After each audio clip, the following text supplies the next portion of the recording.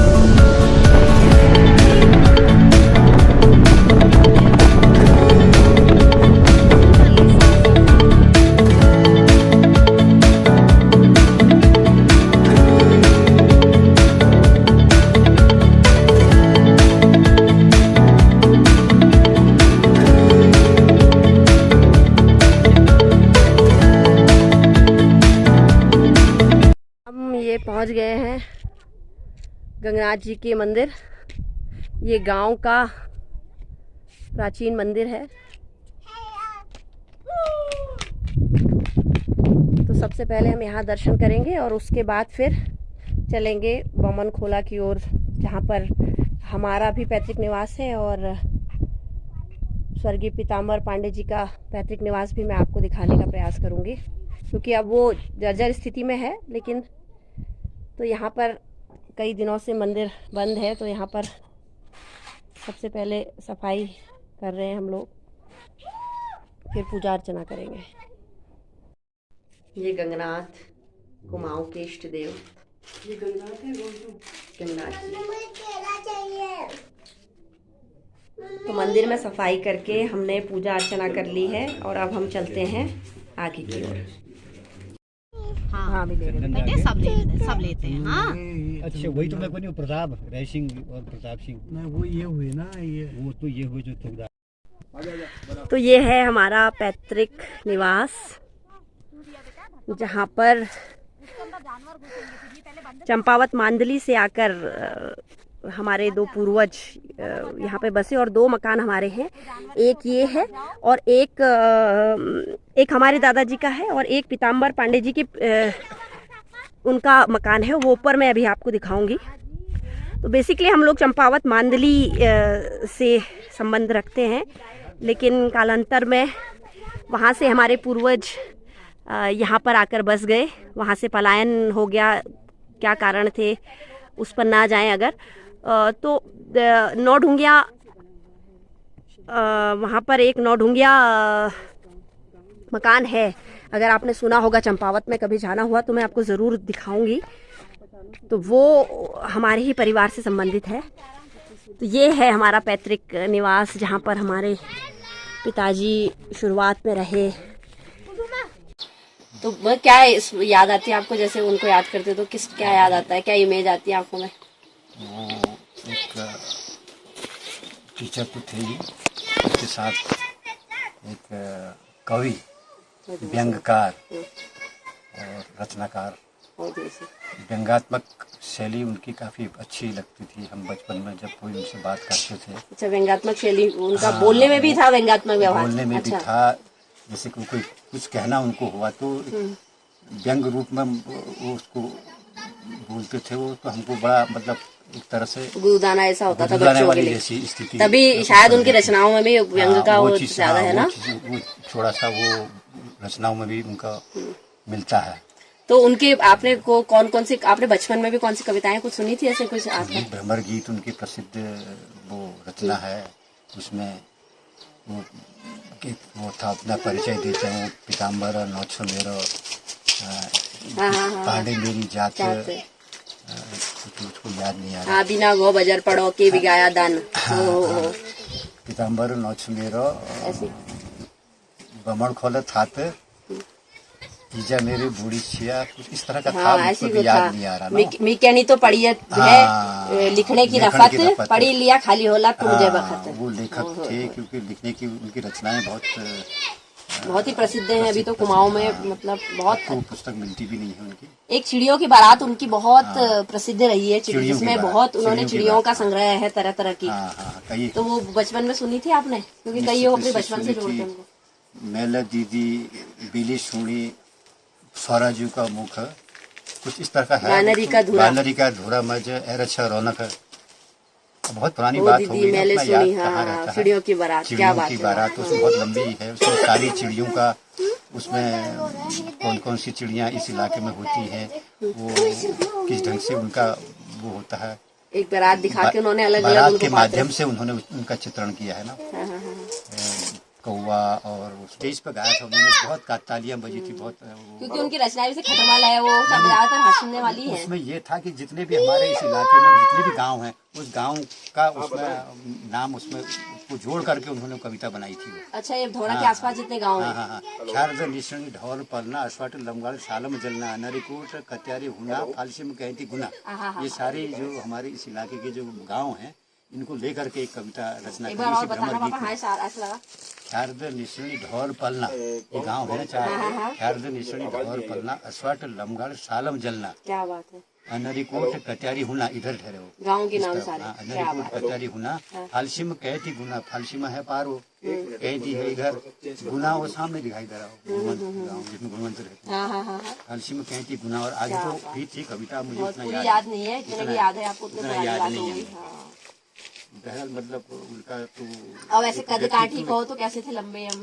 काफी लंबे चौड़े थे, लंबे चौड़े थे। लंबे चौड़े थे, बहुत शांत मिजाज के थे, हंसमुख चेहरा था। हंसमुख थे।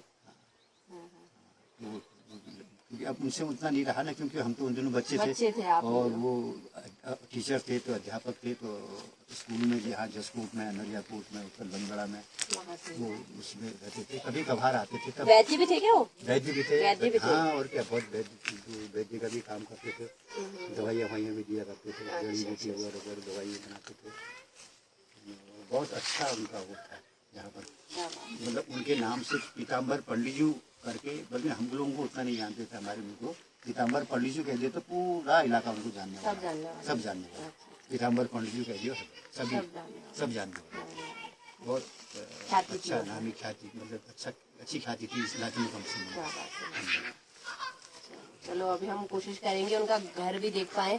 अभी तो मेरे ख्याल से जर्जर स्थिति में होगा, नया वाला होगा सही। स्थिति में अभी दिखाएंगे, अगर देखना चाहोगे ठीक है ठीक है। हाँ, ऊपर को चलते हैं। तो हम लोग पहुंच चुके हैं अपने गांव, और जहाँ पे हमारा बचपन बीता। गर्मियों की छुट्टियों में हम लोग यहाँ आया करते थे, और इतनी स्मृतियाँ यहाँ से जुड़ी हुई हैं कि क्या कहें। और मत करना बेटा, जमीन में गिरे होंगे, बहुत अच्छा लगता है। देखिए जमीन पे गिरे होते हैं अखरोट। अब लेंगे हम पहाड़ी ककड़ी का स्वाद। पहाड़ी ककड़ी का स्वाद लेंगे। तो सब इधर को आ जाओ, दूर दूर आओ। खीरा खाओगे सृजन? गांव के आंगन में पहाड़ी ककड़ी का अपना एक अलग ही मज़ा है, आनंद है, और हरी मिर्च और धनिया के नमक के साथ। कल किरण ने वो किया है, पीसा है, किरण पंत ने पीसा है, जो जिसे मिर्च नजर नहीं आ रही अभी। मैंने नहीं पीसा है। देखिए पहाड़ी ककड़ी का आनंद, क्योंकि जो हम लोग खीरा खाते हैं, ये खाते हैं, वो उसमें इतना मज़ा नहीं होता। पहाड़ी ककड़ी का अपना एक मज़ा है। देखिए मीना जी खा रही हैं। नहीं, मैं आगे को पास करूंगी पहले। ऊपर कहीं खेत में बैठ के खाने का मज़ा अलग होता है। पापा वैसे ही चाह रहे हैं। ये देखो पापा ककड़ी का आनंद ले रहे हैं। बेटा मत तोड़ो इतने छोटे छोटे, अब मत हो गया ना, मत करो। आ जाओ किट्टू, आ जाओ बच्चों, नहीं खाते इनको, खाया ककड़ी खा लो। पीहू जल्दी आओ। इसे तोड़ना मत, ये खाया नहीं जाता। आप आएंगे अपना दांत फिर ले लेंगे कभी।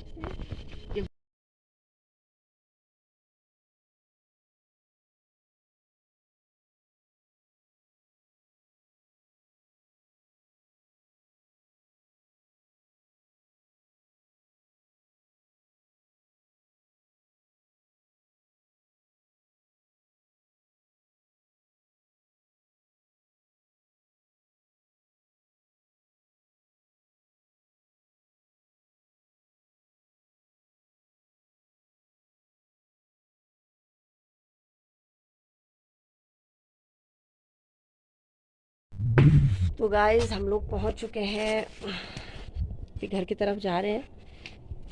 घर पहुंच जाएंगे थोड़ी देर में, और अब इतना थक चुके हैं कि आराम करने का मन है। ये देखिए बच्चे तो पूरी तरह से थक गए हैं सारे के सारे। हेलो बच्चों, हेलो कर दो। हेलो भी निकल पा लिए, पीयू तो हेलो भी निकल पा लिए, इतना थक गए। गुद्दन भी निकल पा ली क्या? तो गाइस आज के ब्लॉग में इतना ही, क्योंकि अब बहुत थक चुके हैं और बस आराम का मन है। कल मिलेंगे एक नए ब्लॉग में, क्योंकि कल हमारा चितई और जागेश्वर जाने का प्लान है। Till then please like, share and subscribe to this channel. Bye, good night.